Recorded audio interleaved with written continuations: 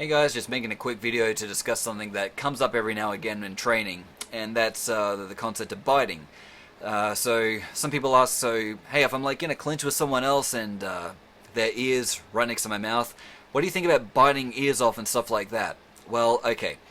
Two things you need to understand. One, if you bite someone's ear off, that's considered grievously bodily harm, and so you need to understand the situation that you're in that would warrant, such an act.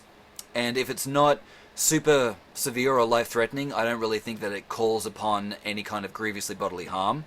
But the other factor you need to consider as well is that even if you are in a situation that is, that intense, chances are the person's trying to kill you. And when someone's trying to kill you, they have a lot of adrenaline rushing through them. And so if you bite their ear off, chances are they're not going to feel it anyway. They're only going to feel that if they're not in a situation where they're trying to kill you, and therefore it doesn't warrant biting an ear off. But I don't recommend biting ears off ever at all, even if it's biting like a chunk out of someone's cheek or something like that. I don't recommend doing it simply because of the blood factor. If someone's got a disease that can be transmitted through their blood, it's really something that I don't recommend doing. But what is better than actually biting an ear off, if you're close enough to someone's ear to bite it, you're close enough to growl into their ear. And what growling's going to allow you to do is shift that predator-prey mentality on a psychological level. Because like I said, if you bite their ear off, they may not even feel it. And even if they do and they know that you've bitten their ear off because the adrenaline is going through them, they're just going to go, fuck you, now I'm even more pissed off. But it's really unexpected if someone's fighting you, you've got them in the clinch or something like that, and like a savage animal, picture something like a psychotic zombie or a Tasmanian devil or something like that. And if you're this far away from the ear to the extent where you can bite it off, just growl in the ear like this. And just watch them back away. I've done it plenty of times in training where I'll walk over to someone, or even if it's their arm where they're holding a knife, I'll go, okay, I'm just going to bite your arm gently. Usually they have a long sleeve on or something like this, and I'll go biting, and they're like, okay, it's not really hurting me that much. Then all I'll do is I'll just put my mouth on them, and then I'll go, and then they tend to drop the knife. And so that's because they're not used to this savagery coming from the person that they presumed would be their victim. And so this is what I recommend people do. Don't bite ears off, instead growl in their ear.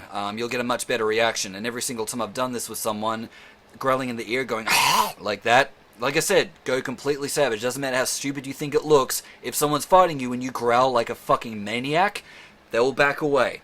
And even if they don't, well, it's still better than biting them in the ear and, risking all that blood and shit like that. Even though I have done that once when I was 17, but then I learnt better as I got older. So, and fucking hell, it's the other thing too is that on my behalf, having a piece of an ear dangle around in the mouth, it's gross. So, yeah, ground the ear, and then once they shift back and get into a more defensive position, that's where you can establish a more dominant position and then start to go and wail on them in whichever way you see fit based on the energy that they're giving. So I can't make this video and just say, oh, when they do this, you'll then come in with a knee here or maybe an elbow here. I don't know. All I know is that if they do get defensive, based on the position you're in, the position they're in, you need to just work that closest weapon, closest target principle. One other thing I'll mention as well while making this video is the concept of spitting.